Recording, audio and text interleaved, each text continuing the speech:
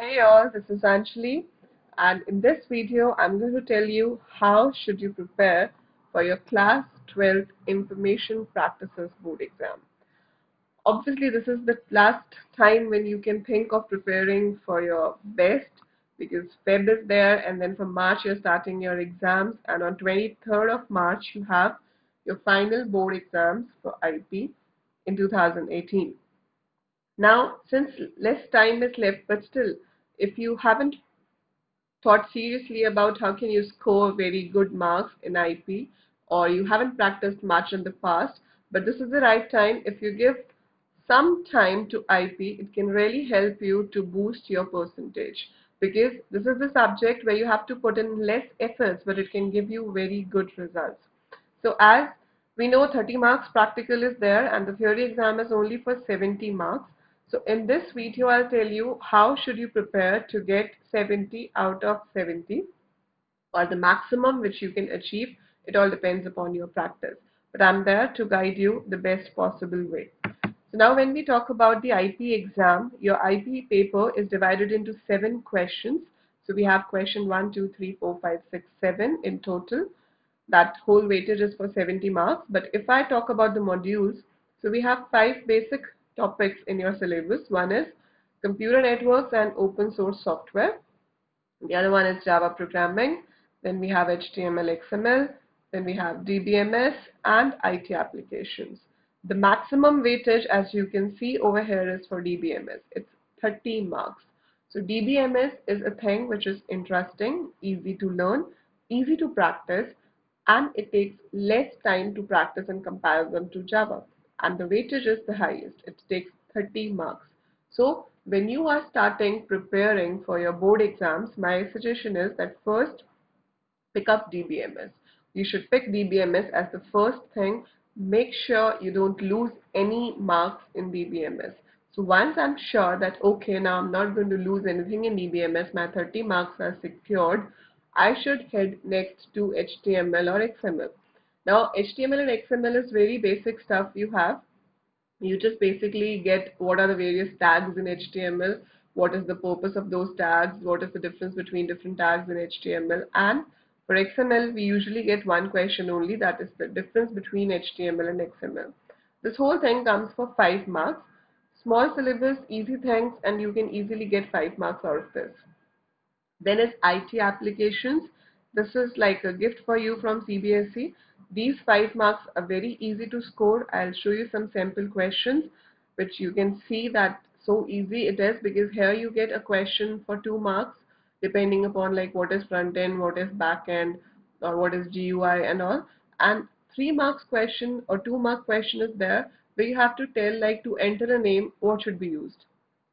Text field should be used. To select agenda, what should be used? Radio buttons should be used. So like this you get 4 things and you have to tell which GUI component should be used for that. And every year the pattern is same, mind it. Every year the pattern is same for last 10 years. So it doesn't change. So it's the same pattern you get in your board exam. So for 5 marks you're going to get these questions, which is again very easy to cover. And then this is the complete theory, computer networks and open source software. So this is all theory which you have to learn. Obviously you have to understand the terms first and then you have to learn the theory. This is your question number 1 in the board exams and it comes for 10 marks. So this is all theory. I would suggest that you should not do it right now.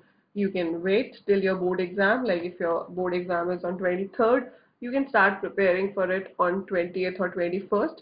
So there is no harm in it. So you can just keep it on a side for the time being. Don't go into this, because learning all the theory right now doesn't make any sense. So you can just learn the theory then and there on 20th or 21st. So no need to go into that right now at this time. And then is Java programming. Java programming is the most vast thing that you have in your syllabus. It contains a lot of things, lot of Java commands, then applications of if-else, switch, different loops, the output questions, the conversion questions, error finding questions, and strings, different functions, output of strings, and obviously the 5 mark question for your GUI screen. So out of these 20, 5 marks are for the graphical screen, the rest 15 marks are for all output, error finding, conversion, or what is the use of this function, that function, and all in Java. So the syllabus is a lot for this, but weightage is 20 marks. So as per me, if I conclude, you should first cover DBMS, then do HTML, then IT applications, then concentrate on Java programming. Because when you start Java programming, you know that your 40 marks are for sure. So these 40 I have preserved, and now I'm going to work for further 20 in Java. And this 10 you have to prepare only 2 days before your board exam so that you remember all the definitions which you learn at the last moment. And if you go as per this pattern, if you manage, if you plan your studies properly, no one can stop you to get at least 60 out of 70. And if you really work hard, you really practice a lot, you can get 70 out of 70 as well. And when I say you really practice a lot, it doesn't mean that you open up any book and start solving the questions. At this stage, it's Feb. If you have to practice a lot, the only thing you should practice is the previous year papers. One book I know is Satish and Brothers. It has all previous year papers, Delhi, outside Delhi, and compartment. I would prefer that note. You should not match your answers with that. Just solve your papers of your own, and later on you can just cross check it. So the papers are there, or even if you don't want to buy the book, the previous year papers are available online. You can get from there, or you can just drop your email ID in the comment section below. I'll send you the previous year papers. Solve those papers, solve them properly. If you have solved at least 6 to 7 year papers and a few sample papers, you surely get an idea how the paper is going to be, because the syllabus is fixed, and the best thing is the pattern is fixed. The pattern of the exam never changes. Now let's have a look at the previous year paper for information practices. So this is your paper which has 7 questions, 70 marks thing. Now you can see the first question belongs to computer networks. So all these questions like identify the odd one out of the following: optical fiber, coaxial cable, Bluetooth, twisted pair cable, give reason for your answer. So here obviously Bluetooth is the one which is odd one out.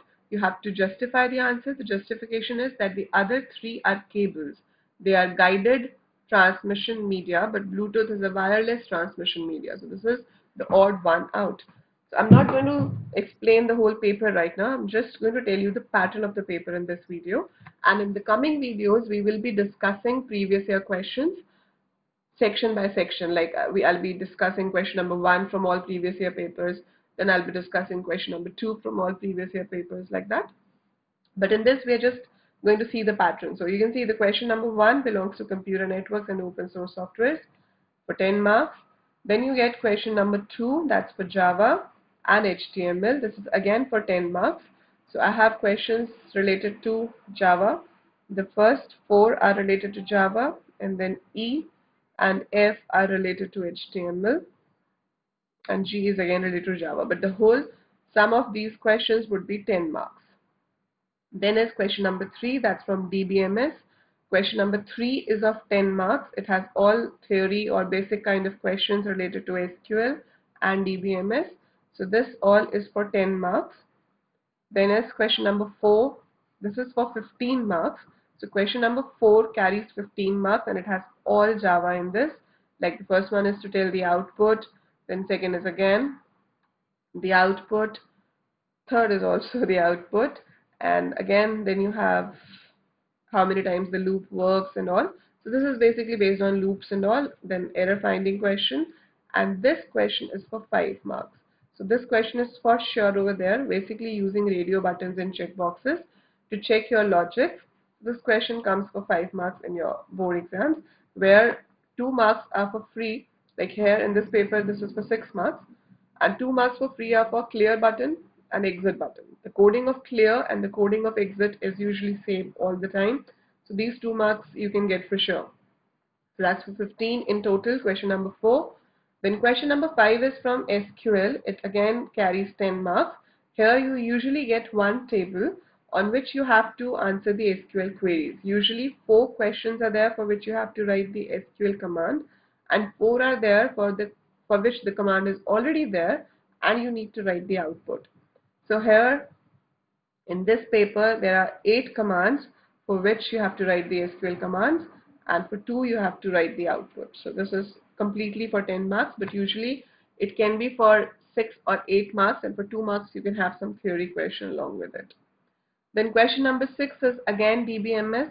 A part of question number 6 is always create table command. You check out any number of previous year papers, it's the same. Question number A is to create the table, and B or C, in case you have C as well, those are related to join the table. So these are related how we join 2 tables and get the result. So these are based on 2 tables together. So question number 3, question number 5 and question number 6 each carries 10 marks, and in total it becomes 30. That is the weightage of DBMS. That's the thing you should prepare for it first. And over here we have question number 7 that has a weightage of 5 marks. You can see this question. The first thing is 2 marks, that is list 2 disadvantages of e-governance. So it basically asks you about e-governance, e-learning, e-banking and all. Then we have this question which I was telling about, like what should you use to let the user enter name? Text field. Mobile number, again text field. And if I have to check the profession like teaching, non-teaching or research scholar, I should use radio buttons because only one should be selected. And then to let the user select facilities out of gym, yoga, table, tennis and all, multiple options can be selected. So our preference should be check boxes for this. So these 2 marks are again very easy to get. So this is the basic pattern of the question paper for information practices board exam. I hope you understood what the basic pattern is, and the best thing is the pattern doesn't change. The pattern remains the same. It has been same for so many years since the information practices subject has started. Means earlier we used to have visual.net and all that stuff in it. Since the syllabus has changed and you have Java, it's the same pattern we are getting. So if you prepare as per a well-defined scheme, you know what you have to prepare first, then what next, you can easily score well. But if you practice this way, that today you're doing DBMS, tomorrow you're doing Java, and third day you're picking up some other random thing out of it, it's not going to help you. So we have less time, but we have to gain more out of it. So follow a mechanism and practice accordingly. I'll be uploading more videos to practice each of these questions in detail, covering the previous year questions from the previous year papers. I hope you found this video useful. If yes, do like the video and share with your friends. In case you haven't subscribed the channel yet, do subscribe it so that you keep getting the updates about the new uploads. Thank you.